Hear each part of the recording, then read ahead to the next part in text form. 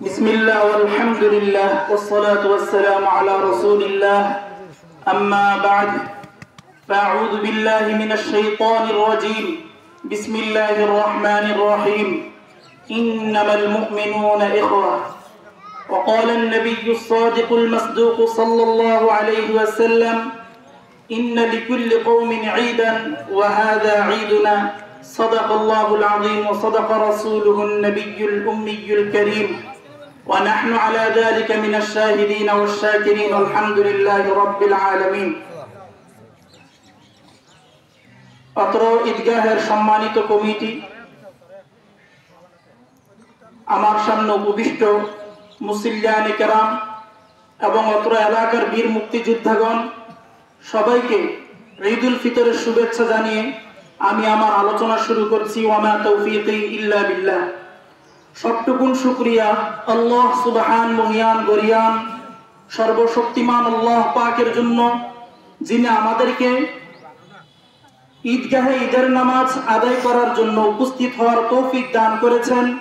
সেজন্য আসুন শুরুতেই একবার অবনত চিত্তে হৃদয়ের আবেগ অনুভূতি উজাড় করে সমবেত কণ্ঠে শুকরিয়াতান সকলেই একবার বলি আলহামদুলিল্লাহ। ঈদের বাস্তবতা বলতে গিয়ে আল্লাহর রাসূল সাল্লাল্লাহু আলাইহি ওয়াসাল্লাম বলেছেন, ইন্না লিকুল্লি কওমিন ঈদান ওয়া হাযা ঈদুনা। প্রত্যেক জাতির, প্রত্যেক গোত্রের, প্রত্যেক ধর্মাবলম্বীদের ঈদ রয়েছে, আনন্দ রয়েছে। আমাদের ঈদ হলো ঈদুল ফিতর এবং ঈদুল আযহা। পৃথিবীর আর কোন জাতি, আর কোন ধর্ম, আর কোন গোত্রের ঈদের আনন্দ ঈদুল ফিতর এবং ঈদুল আযহার আনন্দের সাথে মানগত দিক দিয়ে সমতুল্য করা কশ্চিন কালেও সম্ভব নয়, কোনো তুলনাই চলে না।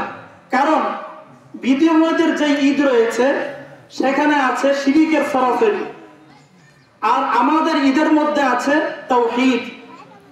তাদের ঈদের মধ্যে আছে নাচ গান মদ জুয়া।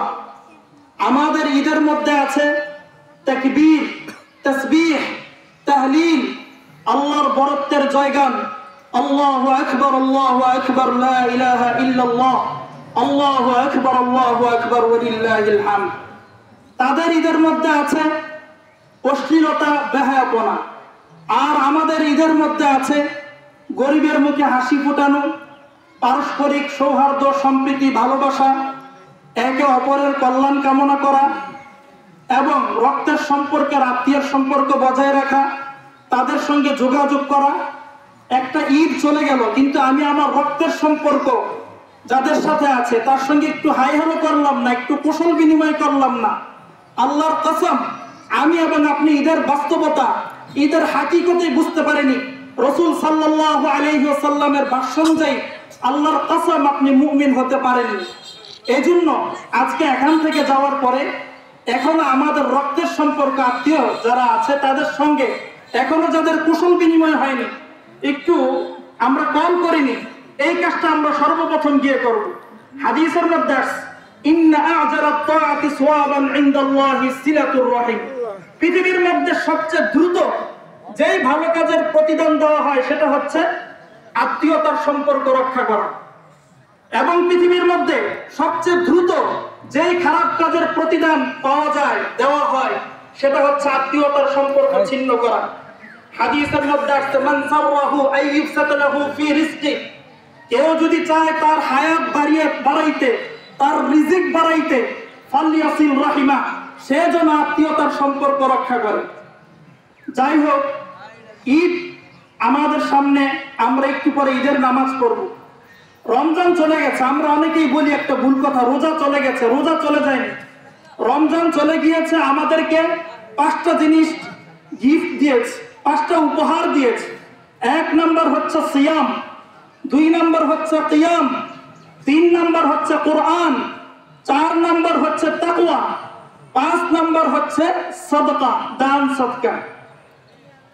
রমজান চলে গিয়েছে কিন্তু আমাদেরকে উপহার দিয়ে গেছে রোজা। আপনি যদি এখন ডাক্তারের কাছে যান, রোজার আগে আপনার শরীরের যে কন্ডিশন ছিল, আপনি এখন যদি টেস্ট করেন অবশ্যই দেখবেন রোজার পরে আপনার শরীরের কন্ডিশন আরো বেশি ভালো, আরো বেশি বেটার। এটা আল্লাহ রাব্বুল আলামিনের রহমত। এই যে রমজান চলে গেছে, এরপরে শাওয়াল মাস, হাদিসের মধ্যে আসছে মান সামা রমাদান সুম্মা আতবাহু সিত্তাম মিন শাওয়াল কানা কাসিয়ামিদ দাহর। রমজানের পরে যে ব্যক্তি শাওয়ালের 6 রোজা রাখবে, আল্লাহ রাব্বুল আলামিন সারা বছর রোজা রাখার সওয়াব তার আমলনামার মধ্যে দিয়ে দিবেন। সবাই বলি সুবহানাল্লাহ। এখন রমজানে যে আমলগুলো আমরা করলাম, এগুলো কবুল হয়েছে কি হয়েছে না এটা বুঝবো কিভাবে?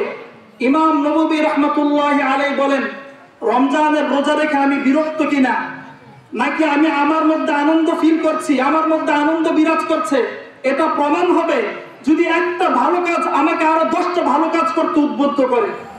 এই যে রমজানের রোজা রেখেছি, এখন যদি শাওয়ালের রোজাগুলো আমি রাখতে পারি, তাহলে বোঝা যাবে আমার রমজানের রোজাগুলো কবুল হয়েছে। শাওয়ালের পরে জিলকদ, জিলকদের পরে জিলহজ, জিলহজের মধ্যে আছে একটা দিন আরাফা।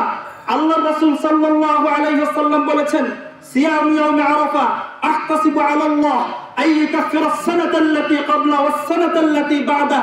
আরাফার দিনের রোজা কেউ যদি রাখে, আমি রাসূল এই বিশ্বাস করি তার আগের 1 বছরের গুনাহ এবং পরের 1 বছরের গুনাহ মাফ হয়ে যাবে। এরপর আছে শাওয়াল, শাওয়ালের ক্ষেত্রে এরপর আছে আপনার মুহররম। মুহররমের ক্ষেত্রে আল্লাহর রাসূল সাল্লাল্লাহু আলাইহি ওয়াসাল্লাম বলেছেন, সিয়াম ইয়াউমি আশুরা আহতাসিবু আলাল্লাহ আইয়াকাফিরা আস-সানাতা আল্লাতী ক্বাবলা। আশুরার রোজা যদি কেউ রাখে, তাহলে তার পিছনের 1 বছরের গুনাহ আল্লাহ রাব্বুল আলামিন মাফ করে দিবেন। এক হাদিসের মধ্যে আসছে, লাম ইয়াকুন ইয়াদাহুন্নান নবী সাল্লাল্লাহু আলাইহি ওয়াসাল্লাম আরবা। 4টা জিনিস রাসূল সাল্লাল্লাহু আলাইহি ওয়াসাল্লাম কখনোই ছাড়তেন না। এর মধ্যে একটা হচ্ছে আরাফার রোজা, আরেকটা হচ্ছে মুহররমের 10 তারিখের রোজা, আশুরার রোজা, আরেকটা হচ্ছে সালাসাতু আইয়াম মিন কুল্লি শাহর, প্রত্যেক মাসের 3 দিনের রোজা, অর্থাৎ চন্দ্র মাসের 13, 14, 15 এই রোজাগুলো রাসূল সাল্লাল্লাহু আলাইহি ওয়াসাল্লাম ছাড়তেন না। এজন্য আসুন, রমজান চলে গিয়েছে কিন্তু আমাদেরকে উপহার দিয়েছে কি? রোজা। সবাই বলি কি উপহার দিয়েছে? রোজা। আমাদেরকে উপহার দিয়েছে সিয়াম। 2 নম্বর হচ্ছে কিয়াম। কিয়াম হচ্ছে রমজান আমাদেরকে অভ্যস্ত হয়ে গেছে রাত্রিবেলা দাঁড়িয়ে নামাজ পড়া। ওয়া মিনাল লাইল ফাতাহাজ্জাদ বিহি নাফিলাতাল লাক আসা আইয়াবাতাকা রাব্বুকা মাকামান মাহমুদা। কোরআনুল কারীম আল্লাহ রাব্বুল আলামিন বলেছেন, কেউ যদি সম্মানিত হতে চায়, কেউ যদি সফল কাম হতে চায়, কেউ যদি বড় মর্যাদায় আসীন হতে চায়, সে যেন তাহাজ্জুদের নামাজ পড়ে। কোরআনুল কারীম আল্লাহ রাব্বুল আলামিন জায়গায় জায়গায় প্রশংসা করেছেন সাহাবায়ে কেরামের। আল্লাহ রাব্বুল আলামিন বলেছেন, আমার সাহাবীদেরকে চিনতে চাও, তারাহুম রুকআন সুজদা, তাদেরকে রুকু অবস্থায় দেখতে পাবে। তারাহুম রুকআন সুজদা, তাদেরকে সাজদারত অবস্থায় দেখতে পাবে। ইয়াবতাগুনা ফাদলাম মিনাল্লাহি ওয়া রিদওয়ানা, তাদেরকে দেখতে পাবে আমি রবের সন্তুষ্টি তালাশ করছে। ওয়াবিল আসহারিহিম ইস্তাগফিরুন, তাদেরকে দেখতে পাবে তারা সেহরির সময় আল্লাহ রাব্বুল আলামিনের কাছে কান্নাকাটি করছে। তাদেরকে দেখতে পাবে কানু কলিলাম মিনাল লাইলি মা ইয়াহজাউন ওয়া ইবাদুর রহমান আল্লাযীনা ইয়ামশুনা আলাল আরদি হাওনা ওয়া ইযা খাতাবাহুমুল জাহিলুনা ক্বালু সালামা ওয়াল্লাযীনা ইয়াবিতুনা লিরাব্বিহিম সুজদান ওয়া কিয়ামা, তাদেরকে দেখতে পাবে রাত্রিবেলা দাঁড়িয়ে জায়নামাজে তারা রাত্রি জাগরণ করছে, ইবাদত করছে। এভাবে আল্লাহ রাব্বুল আলামিন কিয়ামুল লাইলের প্রশংসা করেছেন, সাহাবায়ে কেরামের রাত্রিবেলা দাঁড়িয়ে নামাজ পড়ার প্রশংসা করেছেন। তাহলে রমজান চলে গিয়েছে কিন্তু আমাদেরকে উপহার দিয়েছে কিয়াম। সবাই বলি আমাদেরকে কি উপহার দিয়েছে? কিয়াম। 3 নম্বর হচ্ছে কোরআন। রমজান চলে গিয়েছে কিন্তু কোরআনুল কারীমের তেলাওয়াতের অভ্যাস আমাদেরকে করিয়ে গেছে। এজন্য হাদিসের মধ্যে এসেছে, আল কোরআন হুজ্জাতুল লাক আও আলাইক, কোরআন তোমার পক্ষে সাক্ষী হবে, না হয় তোমার বিপক্ষে সাক্ষী হবে। হাদিসের মধ্যে আসছে, ইকরাউল কোরআন ফাইন্নাহু ইয়াতি শাফিআন লিআসহাবি, তোমরা কোরআনুল কারীমের তেলাওয়াত করো, কিয়ামতের দিন তোমাদের জন্য এই কোরআন সুপারিশ করবে। অপর এক হাদিসের মধ্যে আসছে, আস-সিয়াম ওয়াল কোরআন ইউশাফাআন লিল আবদি ইয়াওমাল কিয়ামা, সিয়াম এবং কোরআন কিয়ামতের ময়দানে আল্লাহ রাব্বুল আলামিনের কাছে সুপারিশ করবে।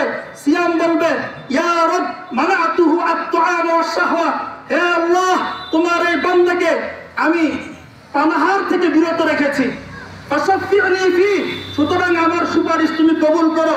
কোরআন বলবে, আই রব মানাতুহু আন-নাওম